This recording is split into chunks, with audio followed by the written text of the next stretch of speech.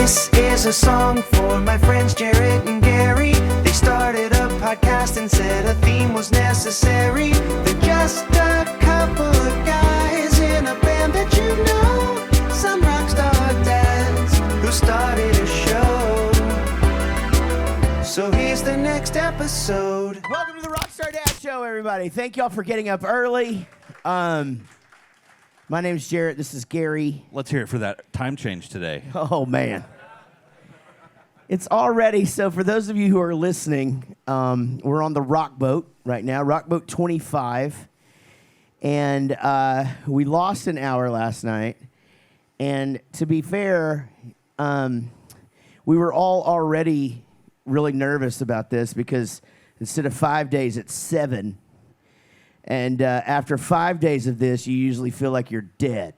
Everyone said, you know, hey, it's 7 days this year, so it's a marathon. It's not a sprint. Yeah. But I've been watching everyone. They're sprinting each night. Everybody is sprinting.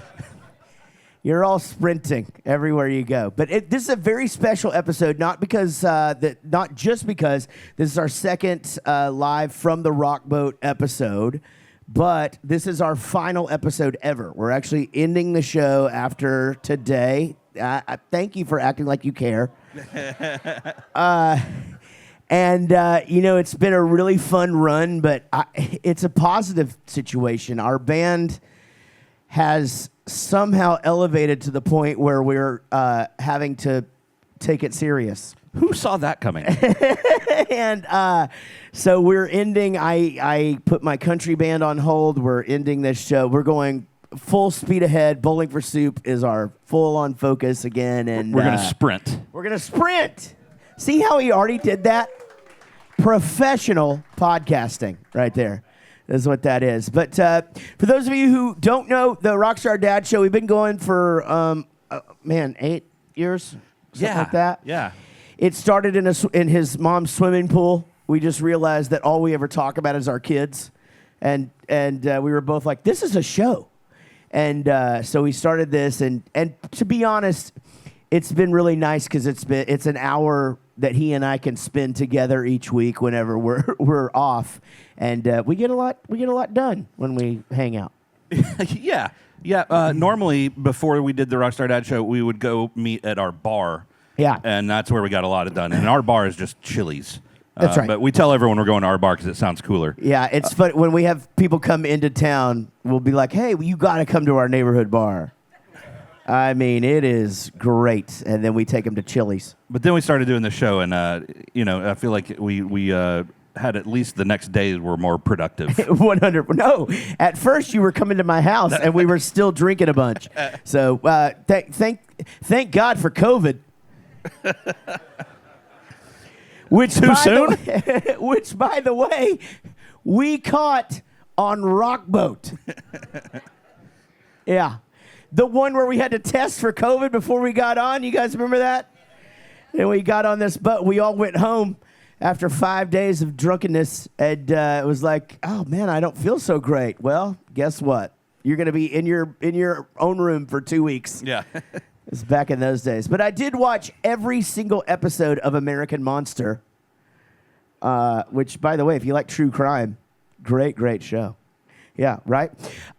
Guys, we're going to bring up our first guest, and our first guest has actually got a guest with him. And I love this so much because when we were on the boat last time, we had Jet from Sister Hazel, and his son was here. And it just so happens that our first guest is one of our longtime friends. Perhaps I consider him to be, besides myself, the nicest person in music. And Gary's all right, but we took American Hi-Fi out on tour in 2005 for quite a long run, and really got to be great friends and really consider these guys family. And so anytime we're out with American Hi-Fi, it's like we never missed a beat. And but we'll talk about this, but this guy, he's been famous like 5 separate times. He is the wildest career in history. Please welcome Stacey Jones from American Hi-Fi and Waylon. Oh, we'll bring Waylon. Okay, yeah, come on up, Waylon. Yeah, let's just bring him out. Waylon, come on out. What's up, bro? There he is. He's been so. Waylon, we've been backstage. Waylon is currently building an exact replica of the town from the movie The Sandlot on his iPad. Minecraft. In yes. Minecraft. Yeah. Talk right. Hey, Waylon, talk right into it. Into like it. this. Okay. There you go. There you go. Yeah, there we go. Now, Oh, wait, which one's? this one's yours over here. Okay, Yeah, great. don't drink after me, brother. No, you don't want to drink after No, me right now. I know what's going on in Yeah. there. Jaret's a straight bourbon. Hey, I want to just add something. Okay. To when you were talking about our history, we also have written songs together. Mm-hmm. Right? Actually, one of my favorite stories about you is yours is the very first like HD TV I ever saw. Oh, at my house. At your house. Yeah.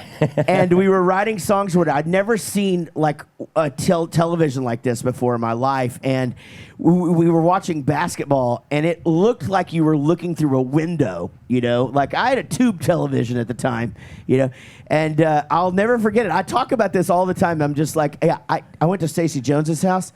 Oh, man, I got me one of them HD TVs. It was a glorious TV. It made an impact because he came home and never stopped talking about it. And Jaret has a thing. If he sees someone else has something that he doesn't have, he gets it. Yeah. And he did. He went and got it real quick. It was nice. But Sony. Believe it was a Sony. It was very, very nice television. But I talk about your career a lot, Stacey, and it's a wild ride, and for those that don't know his background, Stacey was in a band called Letters to Cleo.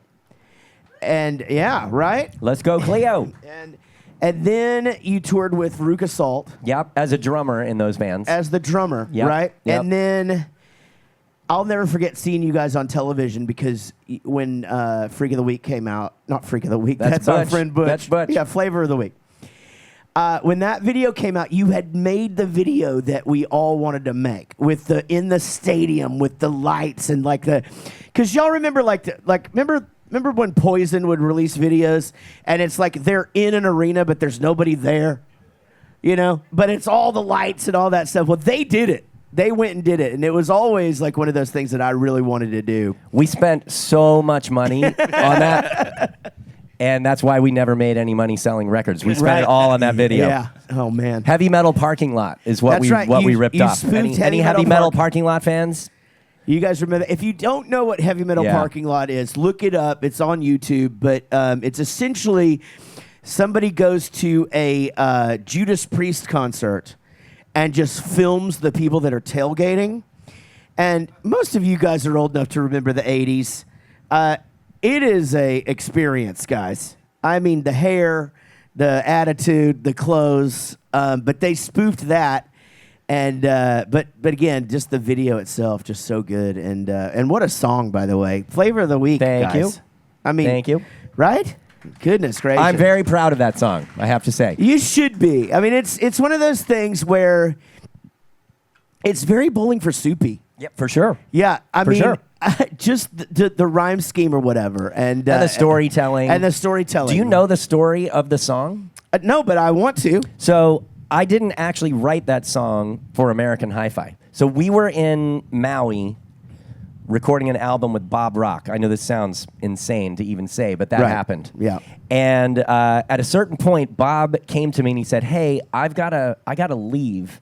I've got to go do this Metallica thing with a symphony." And we were like, okay. And he was like, "You guys just stay in Maui. You can go to the studio every day. I'll leave my engineer and just keep writing and keep doing your thing." And so we had a couple of months off in the middle of making this record. So I got bored one day and I decided I wanted to write songs for other people. So I told Jamie, I was like, "I've got this idea for a song. It could be for like a female fronted band." And so I sat down and I wrote this song. I paint my nails and he don't know. My boyfriend, he don't know anything about me. So I wrote it from the girl's perspective. And my plan was to pitch this song to an artist, down the road. So one day, Bob's back in the studio. I'm sitting, I'll never forget, I got my feet up on the SSL. I got an acoustic guitar in my hand, and I'm playing that song. And Bob comes over and he goes, "Wait, what is that?" And I'm like, oh, it's this song I wrote, for I'm going to pitch it, when we're done with this. And he's like, wait, play that again. And so I played it for him, and he goes, that's a hit song. And I'm like, I know, it's good, right? And he's like, no, for you. Yeah. That's a song for you. He's like, flip the script, like sing it from your perspective. Yeah. So I started kind of doing that. And we were almost done with the album. So drums were not set up anymore. We were kind of in overdub mode. And so he said, go back down to the house. We had rented this house kind of down the street from him. He said, go finish the lyrics. I need you to write a riff, like write a killer riff.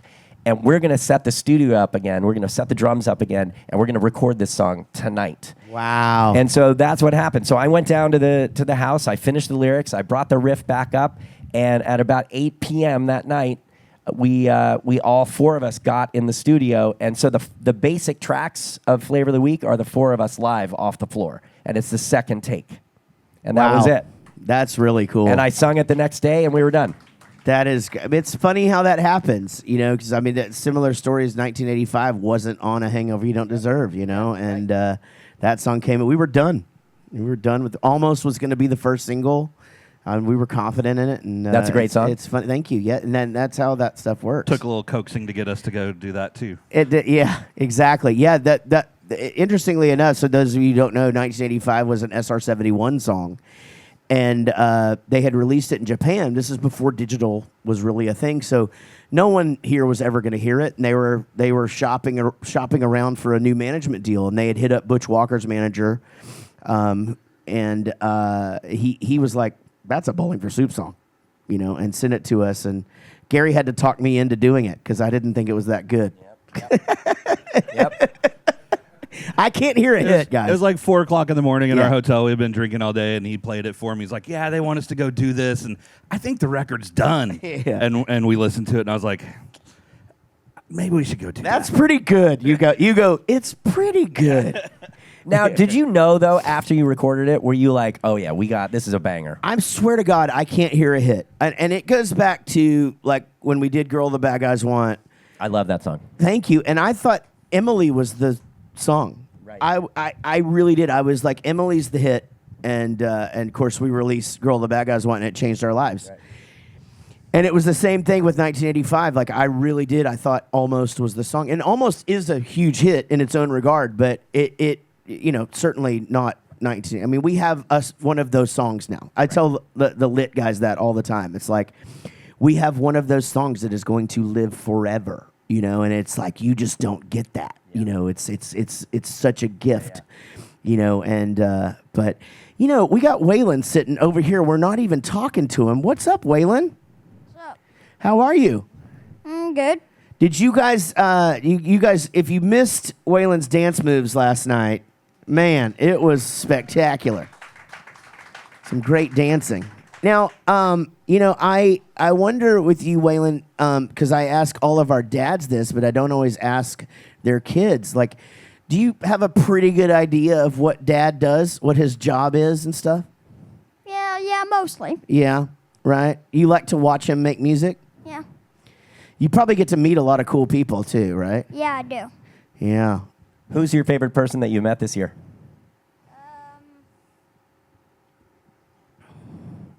Oh, me. Jaret? I've done it, guys. All right. Thank you. Look at that. Man, this guy knows how to be on a show. Yeah, pandering. We do have a Phineas and Ferb fan over here. That's right. We were talking about that. Well, his mom said he's a big fan, and Waylon goes, I'm not a big fan. I like the show.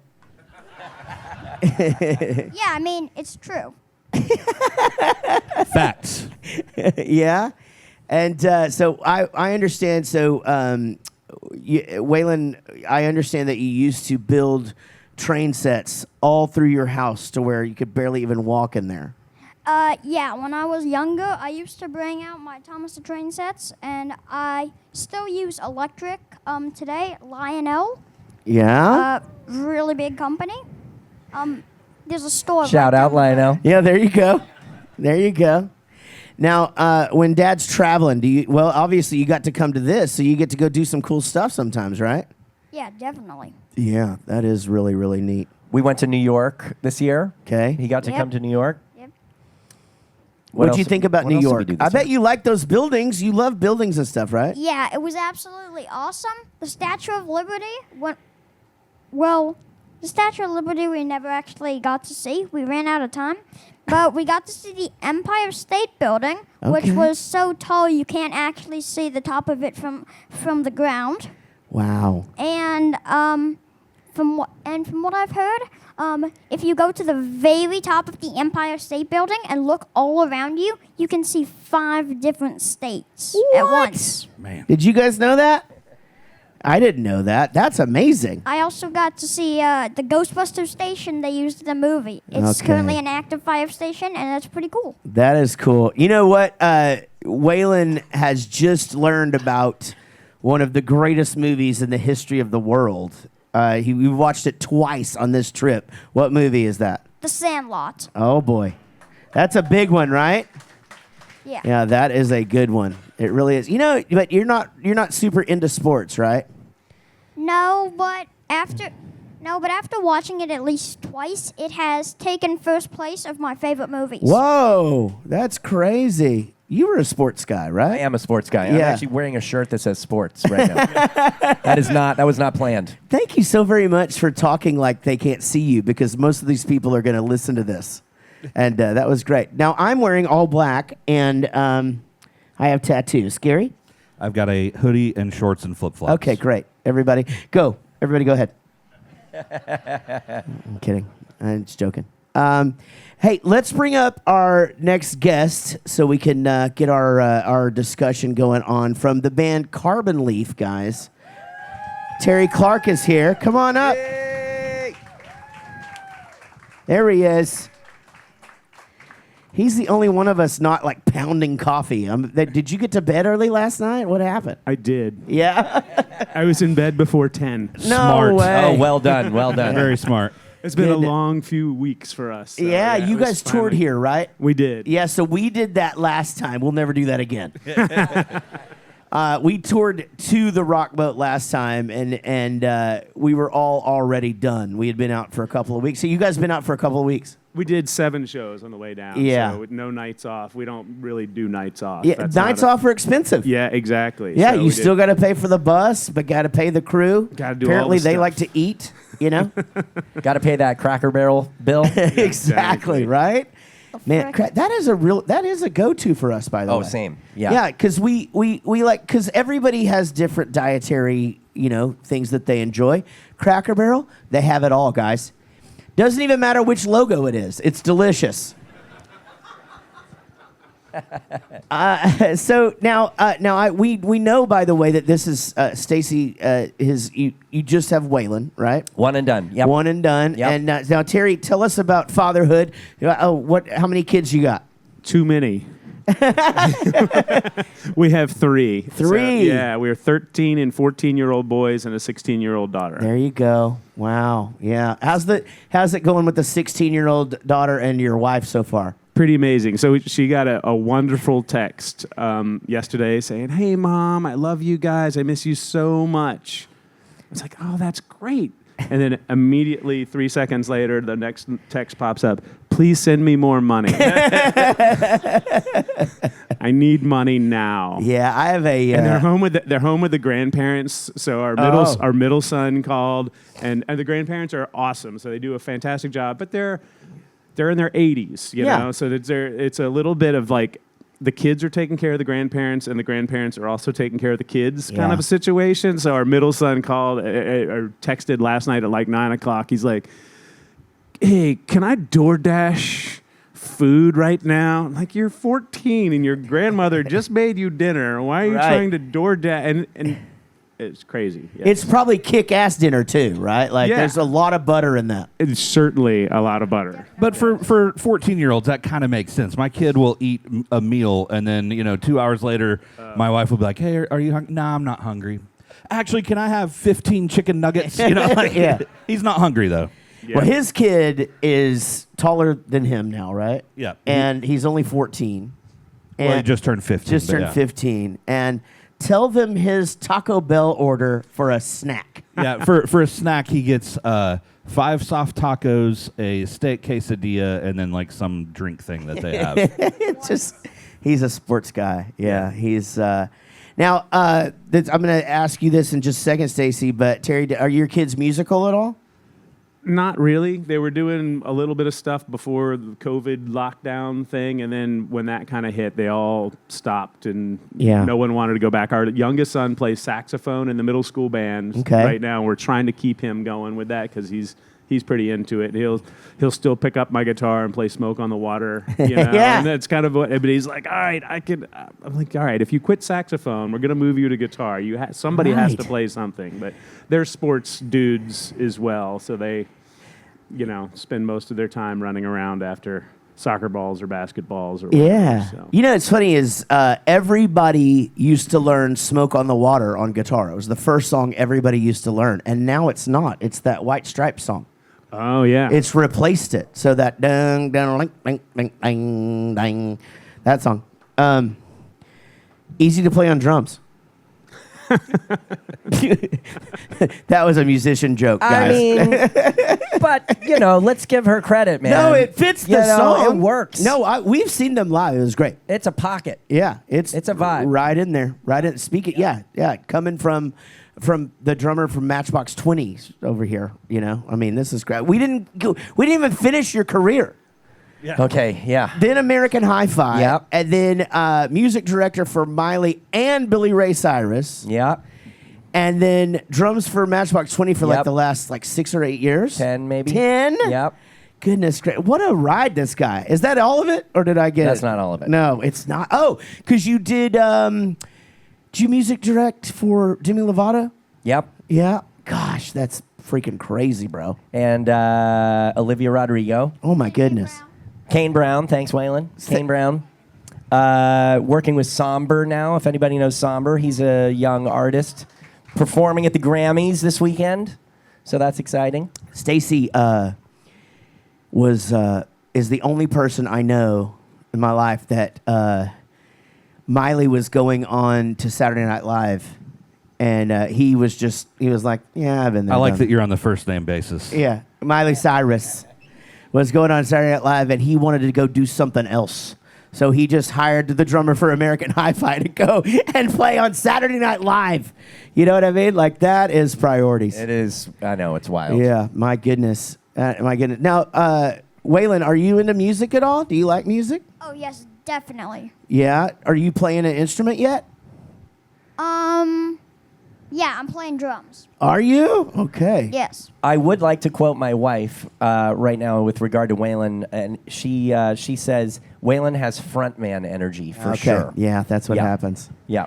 Waylon? Tell them what are your top 3 bands that you're listening to right now? My top 3 bands: Beastie Boys, Limp Bizkit, and let me see. Top of the morning to you. Oh yeah, House of Pain. There we go. Wow. Waylon, had you ever jumped up on stage before and danced when your dad's band's playing? Yeah. The earliest memory of me ever doing that was on a Matchbox 20 tour. I was dancing up on stage and I was going crazy. And the thing is, I have been doing the same moves since then. The moves that I performed on stage last night, those were the same moves I performed on Matchbox 20. Wow. They're classic. Matchbox 20 choreography on the rock boat, guys. And that was like 5 years ago. Yeah, that's awesome. He's our hype man. I like it. Yeah. Stacy, it was fun watching you when he got up because you lit up. Yeah. It is. Terry, do the kids get to go out with you guys ever? Occasionally, we were actually, my wife and I were talking about if we do another cruise, maybe we just pull them out of school for the week and do this, because this is the time of life, when everybody should get to have That's what we did. The The benefits. school has called us every day since we've been on the boat. So Your child AT&T is not here. texting you?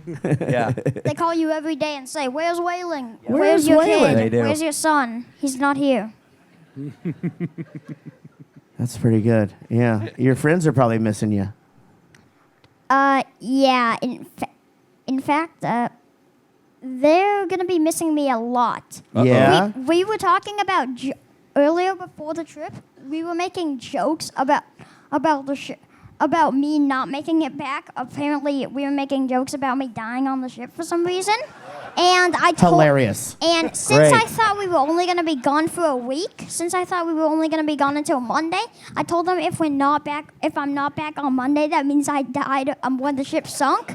And we're staying for we're staying for longer than Monday. So they're going to be like, "No, did he actually die?" Oh my God. That is a good joke. Yeah. You have- Yeah.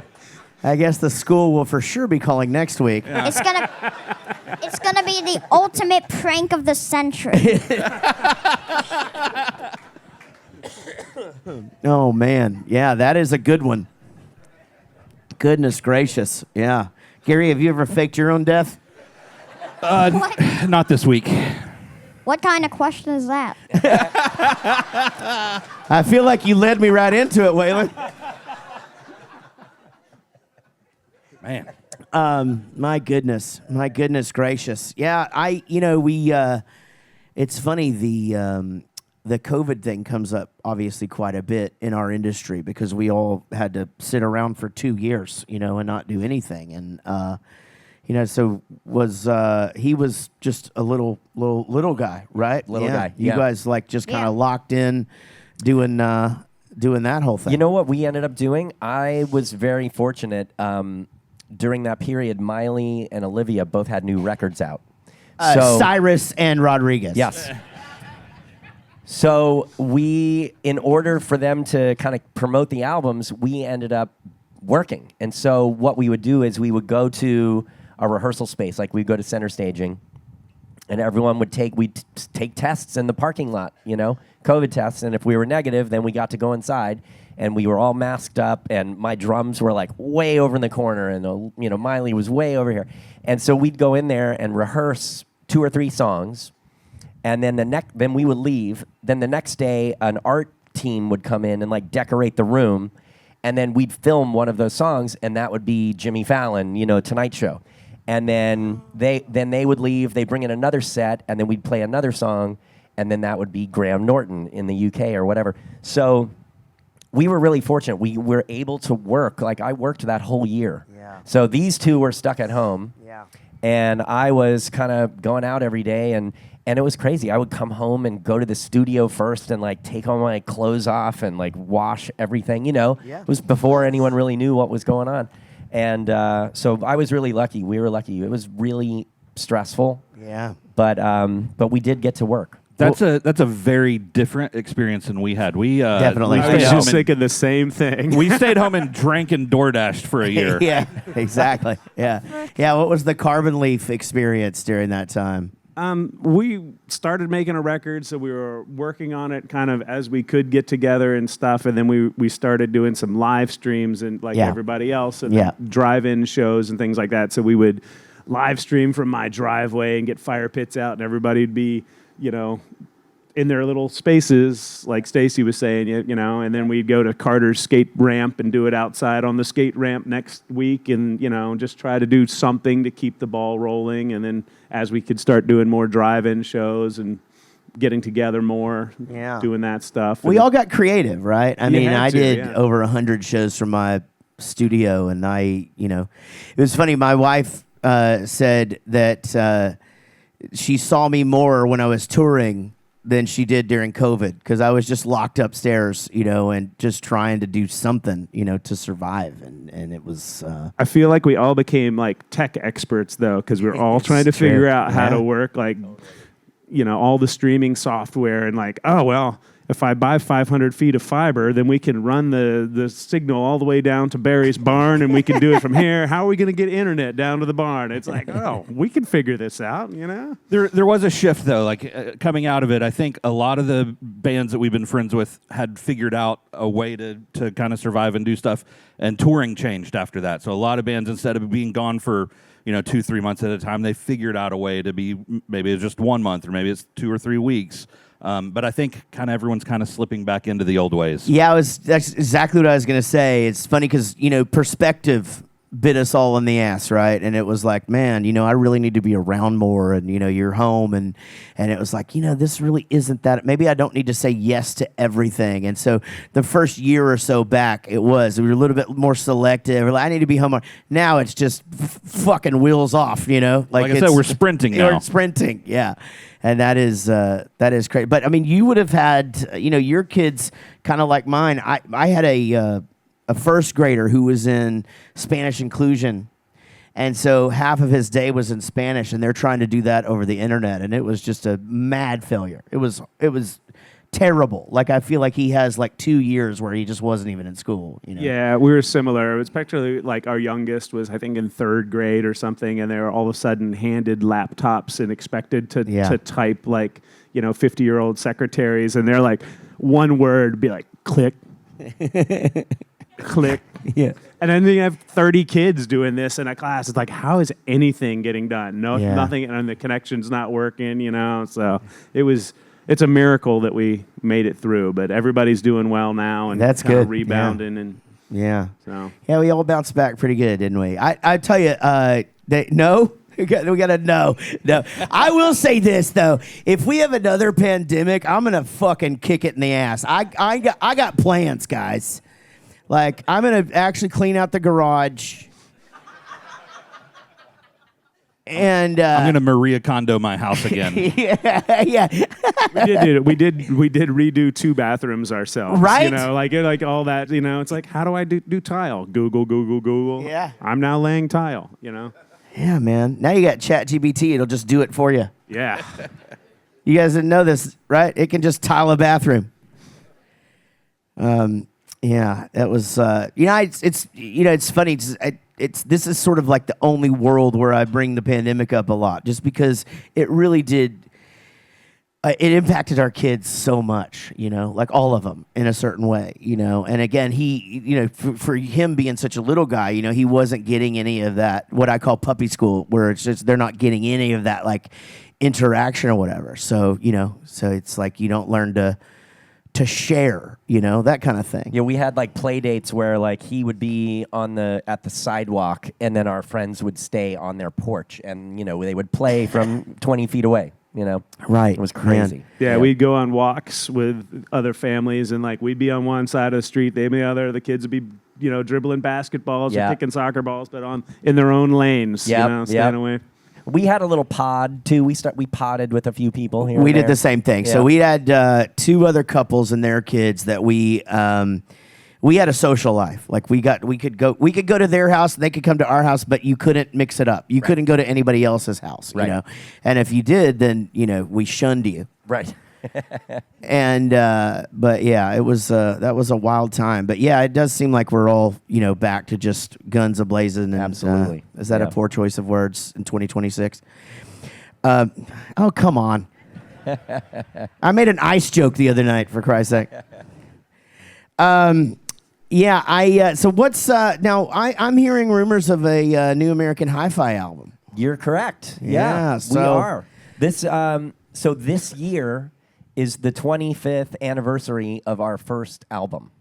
So we're doing shows to promote that, and we're going to release a new record. I think it's going to come in the fall.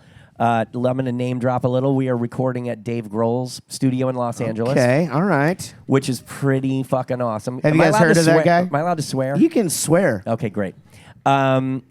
And yeah, it's been really fun. So when we get back from the boat, we're going back into the studio for a few days, and I'm really happy with it. It kind of sounds like a Fountains of Wayne meets the Muffs meets Red Cross. Wow. So it's very that got interesting quick. a lot of storytelling, like Adam did, but like more punk rock kind of music. It's kind of rowdy music with like sort of pretty melodies and stories. Fountains of Wayne, guys, the band that actually does Stacy's mom. That is not our song. Adam Schlesinger, of course, actually, interestingly enough, the first famous person to pass away from COVID, and That's right. just happened to be one of our very, very good friends. That's and right. Perhaps, in the top 20 songwriters of our generation. Top 10 for me. Probably, yeah. No question. I'll tell you how good this guy was. He wrote That Thing You Do. I mean, a perfect song. He wrote a song that's so good you could hear it for an entire 2-hour movie and not be sick of it. You know, I mean, that's amazing. And he also, Adam and I wrote the Bowling for Soup smash hit, High School Never Ends. And, Great song. Yes. Yep. A very good one. And so what's up, Terry? What's next for Carbon Leaf?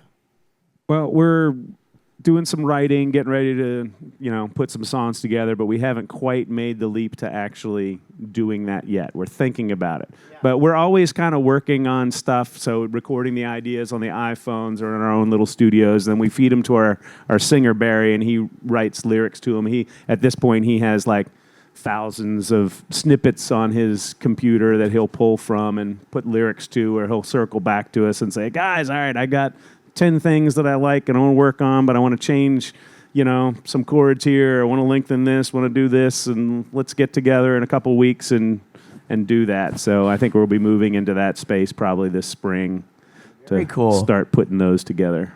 I skipped over this a minute ago, Waylon. I know you got that lead singer energy and you're playing drums. And you know that your dad and I are on a long list of frontmen that started out as drummers.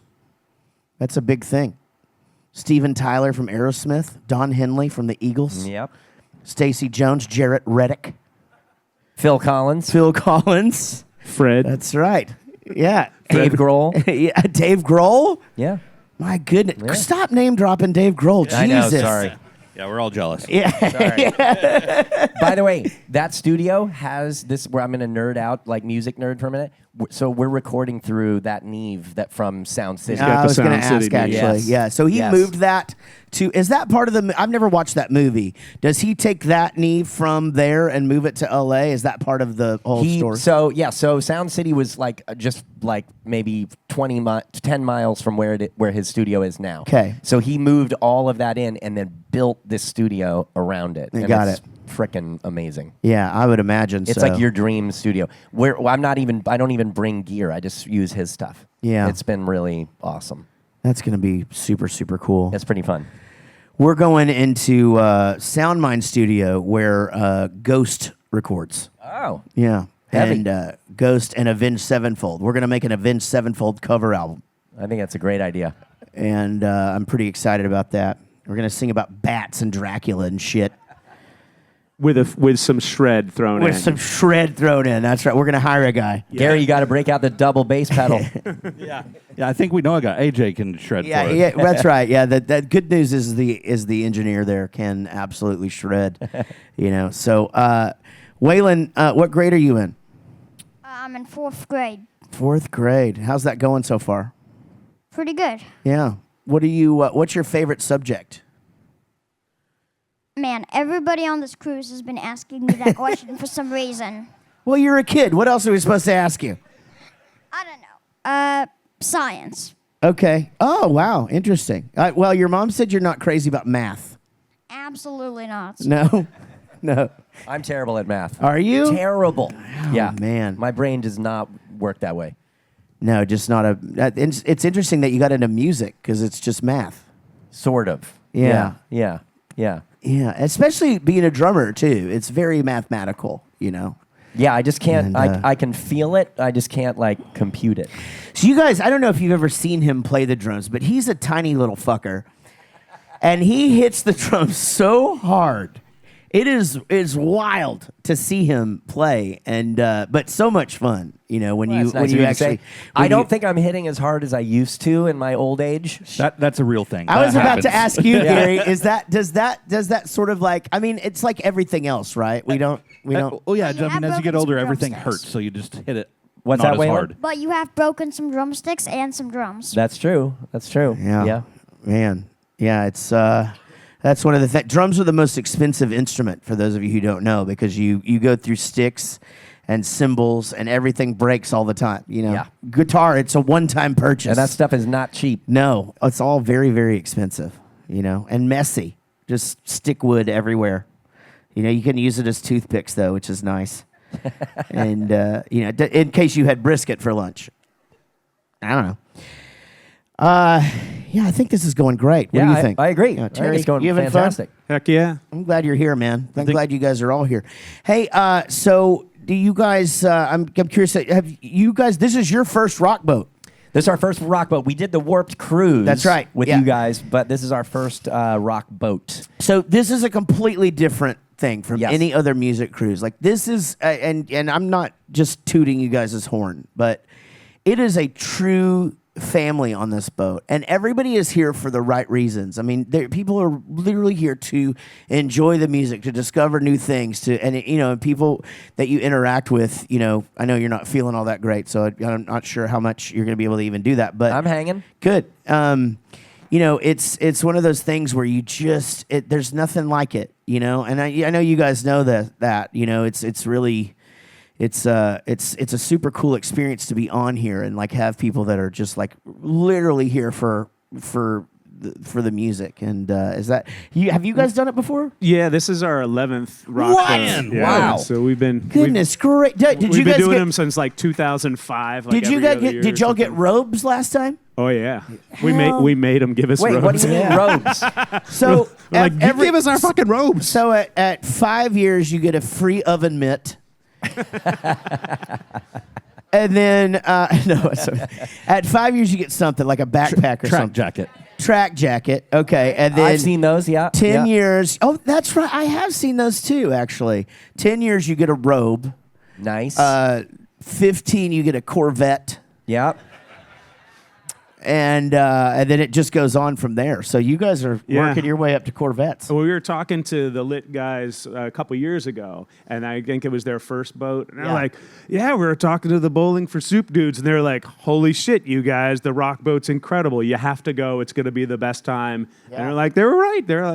So Yeah. it's cool. It's funny that, you guys got name dropped by Lit, like how awesome the rock boat was. We always look forward to getting invited to come do it. So we're always stoked and spreading the word whenever we can. It's one of those things, though, where I don't just tell bands, I tell people, you got to go on the rock boat. It's just a different experience than what, other cruises are great. Everything's always awesome. But you guys know, I mean, this is a special, special thing. And it's really, give it up for Sister Hazel for bringing us all together 25 times, That's crazy. You weren't even born the first time they did the That's first right. one. You're right. Yeah, I know. that's insane. That's what that is. Are you having fun on this boat, Waylon? Absolutely. I mean, it's my first cruise of my entire life. Yeah, awesome. And so are you? What's the favorite thing you've done so far? Probably this. Okay, guys. Wow. He's the best guest we've ever had, I Stacey. taught him well, didn't I? Thank So- you very much for bringing him. So our 13 and 14-year-old boys do what boys do, and they just fight all the time. So if we're talking about bringing the boys or bringing the whole family next year, my wife's like, maybe we could just get them to wear life jackets the entire cruise, or get them like those like ones that inflate when they hit the water or something, because somebody's definitely going overboard, Yeah. And so it's like that. You got to have the thing. I'm assuming everyone tells the story though, like my kids fight all the time, blah blah blah. But then whenever they go somewhere else, everyone's like, "Your kids are just so great." And you're like, "Are you talking about my kids?" Yeah. Yep. They're so cute. No. Well, it sounds like they're going to live Waylon's dream and die on the boat. Oh, what the frick, man? Don't want to steal your thunder. Sorry. It's funny. Yeah, it's funny how kids, to me too, like on vacation though, they do become one another's security blanket. Like they fight like crazy at home, but for some reason when they get into a situation that's unfamiliar, they're there for one another, and have the time of their life. That vacation was the only time my older brother was nice to me. He's beat the shit out of me all the time, but then we'd go on vacation. He didn't have anybody else to hang out with, so I was very popular. It's great. I was annoying though, anyway. But it's I still am, but I was then too. I saw that joke from Mitch Hedberg, by the way. I like to give credit where credit is due. Love Mitch Hedberg. Man, you Saw know? him. Saw him in Boston back in the day. Yeah, I saw him a few times in Dallas and once in Vegas, and he was just always nailing it. Man, see, my wife didn't come, and I want more coffee. Yes, please. Yeah, my tour manager is here, but he's hungover. Oh, he's getting it now. It's okay. Thank you. It's your work wife. Thank you. Your real wife. My didn't work make it. wife. My work. She is my work wife. I'll tell you how close Dave and I are. Me and my wife talk about Dave and couples therapy. And I am not joking. That's a thing where it's like because she'll bring him up and be like, even Dave was pissed that you did this. You make us both so nervous. That's pretty bad if Dave was pissed. I know, right? Yeah, Dave did not want you to do that. And so anyway, so I fired my therapist because she was on. Dave. Okay, give it up for Dave, everybody. Hooray! I'm good. Thank you, buddy. You guys need anything?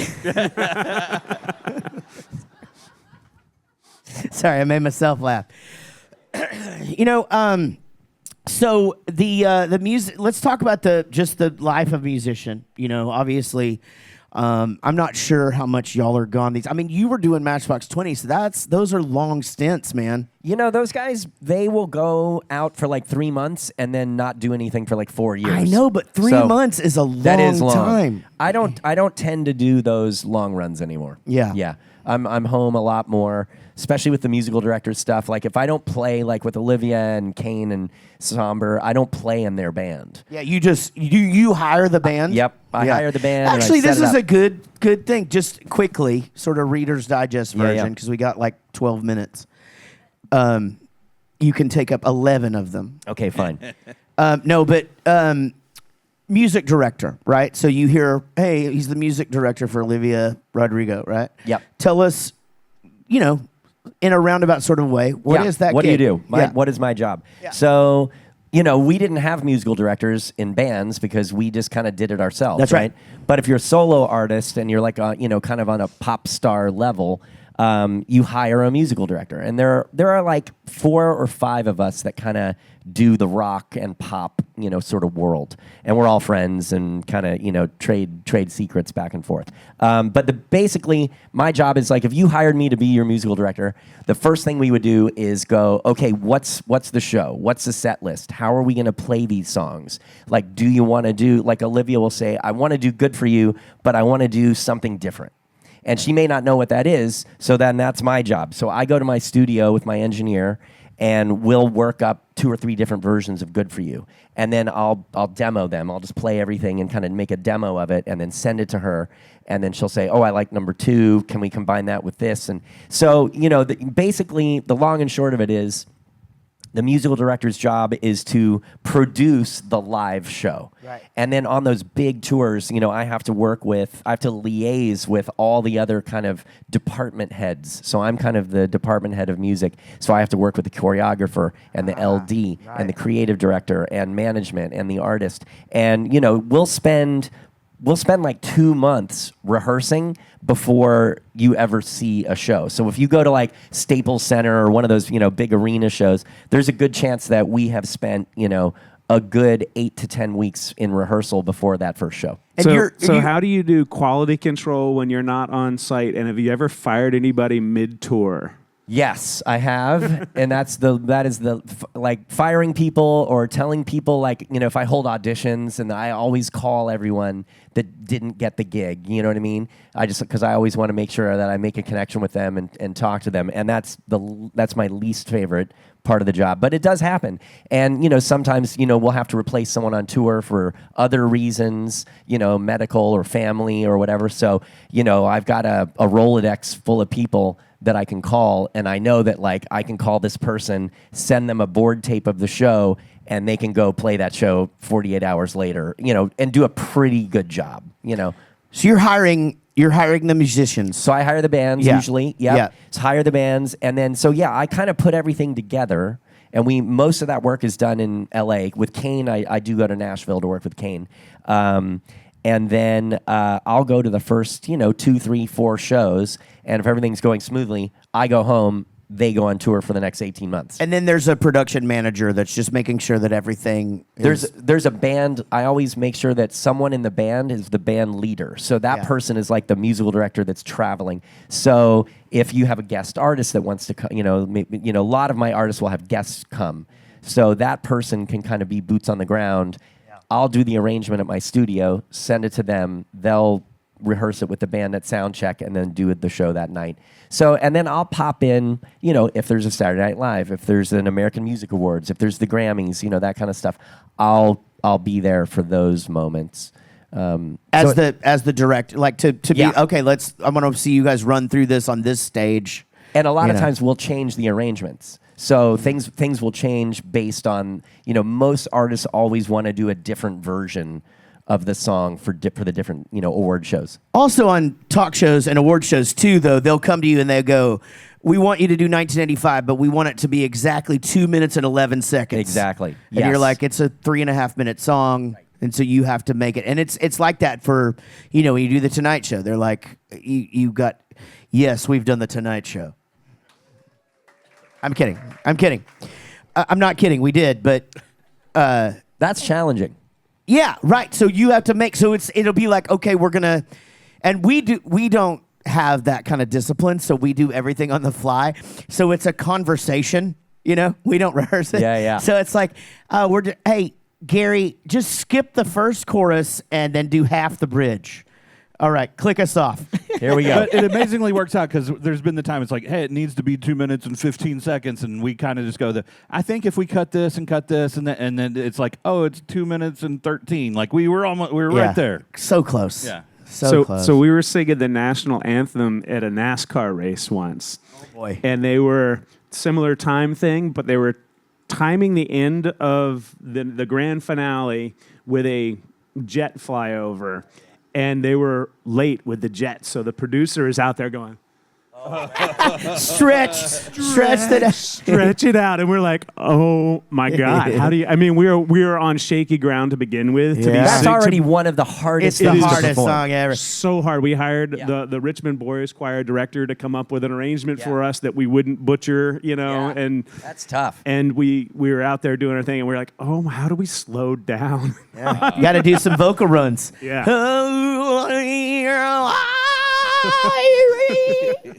Of there. Yeah. They do that all the time, But yeah, that's I sing the national anthem 2 times. I don't think I'm ever going to do it again.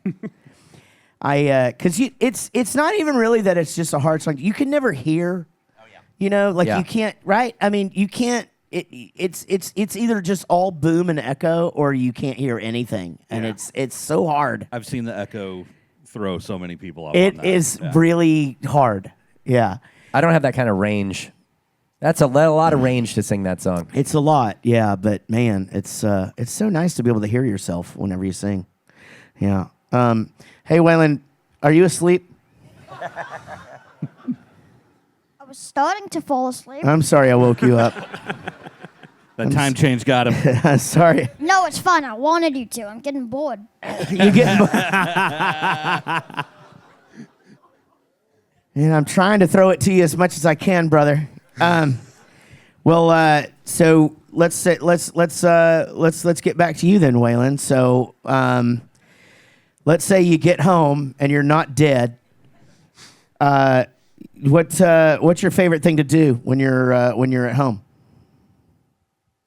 Play Minecraft, eat junk food, and watch YouTube. Wait, what did we say? You sound like a 13 and 14-year-old boy. What did we say? What did you say earlier? You found Cheeto flavored soda on Minecraft? Oh yeah, there's a certain mod you can download that has a Cheeto flavored soda, and I drank it and I got nausea. Your Minecraft character got nausea? Minecraft is so realistic. Yeah. That's I didn't even realize that was a thing. Yeah, in Minecraft, there's actually I found out a possible way to somehow get drunk in Minecraft. There's a potion you can drink that looks like beer or liquor, and it's called Potion of Nausea. And if you drink it, and if you chug the entire bottle, then you get nausea. Right, it's like real alcohol. Yeah, it's like my entire crew is feeling that today. Yeah, beer before potion. Yeah. Never. We're gonna need to get more potion on our rider. That's amazing. Goodness gracious me alive. Guys, hey, first of all, okay, let's talk about this. So, future plans, what's going on with you? Terry, what's going on with the band? We have some more touring here this spring, kind of light. We do just under 100 shows a year these days, and we do our heavy touring in the fall, so we'll be announcing the next, fall tour soon, and then start working on the new record and stuff like that. But then when I'm home, it's all, family stuff. We're at the age where our kids need to be driven to the four corners of the earth at all times, and none of the corners are near each other. So all I do is drive people around and make food when I'm home. It's so true, man. Yeah. So yeah. It's Gary and I are also chauffeurs.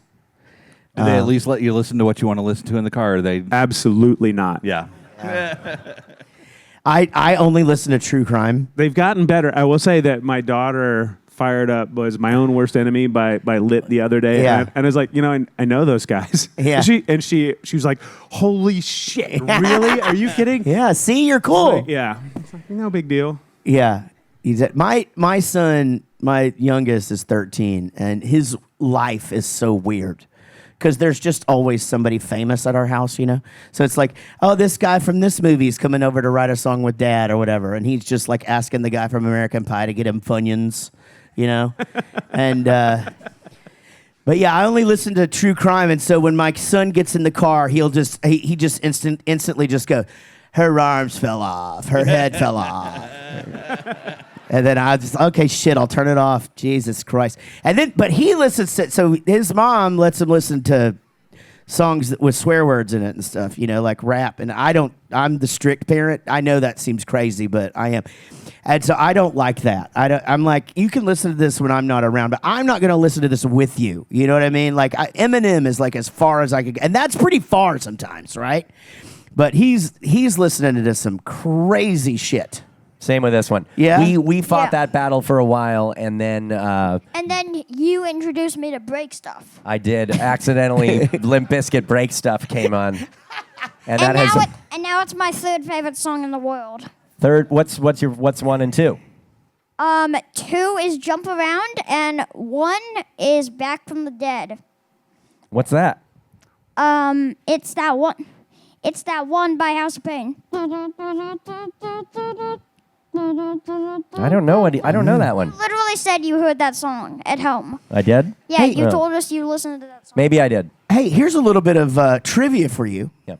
Where your grandparents live in Tulsa, Oklahoma, right? All right, there's a museum there built in the Outsiders house, the movie The Outsiders. They have a museum there. And do you know who runs that museum? No. Danny Boy from House of Pain. Are you kidding me? I am not kidding. Bro. And you can go there and he'll just be there. Like the dude from House of Pain is just there telling you about. Yeah. Isn't that cool? Yeah. Yeah. That's freaking awesome. crazy. It's freaking crazy.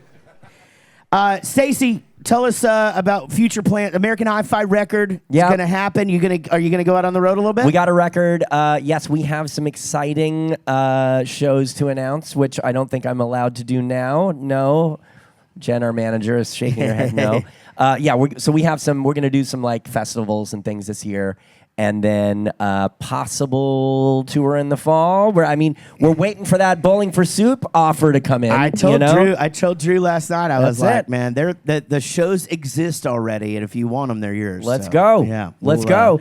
You heard it here first, people. That's right. Yeah. So, by the way, I just want to say, I know we've covered this on our own, but we spent like a year with Bowling for Soup around, what was that, 2005? 2005, like yeah. that.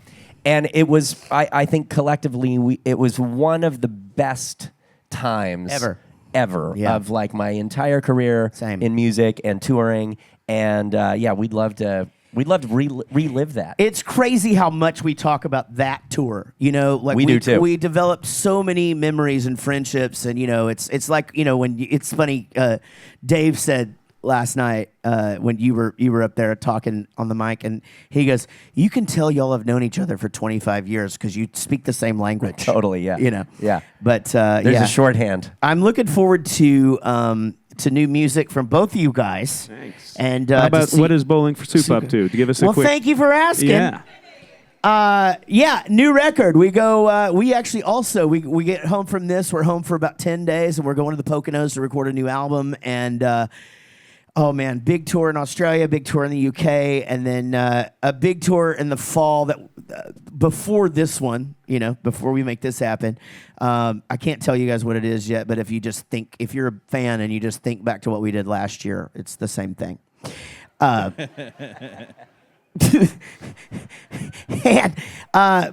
you know, more importantly, what I do want to get across before we have to get out of here is, Gary, this has been awesome. It's been an awesome run doing this show with you. We've met so many cool people, so many great dads. Before we sign off, because I know you're wrapping up, I know this is the Rockstar Dad Show, but I want to give a shout out to the Rockstar wives because I Yes. don't know how things work. You know what? We say that the moms are the real rock stars, and we definitely. They allow us to do what That's we right. do. That's been like the true reoccurring theme throughout the tenure of the show is the support system at home. Yeah, I mean, you know, I'm not going to go on a tangent. We're going to wrap it up, but it is crazy how we'll leave. You know, we're gone less than 24 hours, and the fucking fence falls down. You know, and then the hot water heater is overflowing, and you know, it's crazy. It is the timing of how everything goes wrong as soon as we get on the bus. Home for 3 months, get on an airplane, and the HVAC dies. That's right, and it is just. It's the wildest phenomenon, and so we, 4 of us up here, I know, very, very lucky to have that support system at home, and you know, and that's why you listen to those phone calls right before you go on stage of just like, there's a lot to complain about, and I'm gonna put in the effort, you know, and listen to this, or at least pretend to.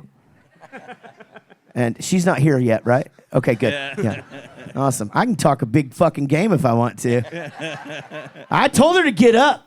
I said, you're not going to want to miss this.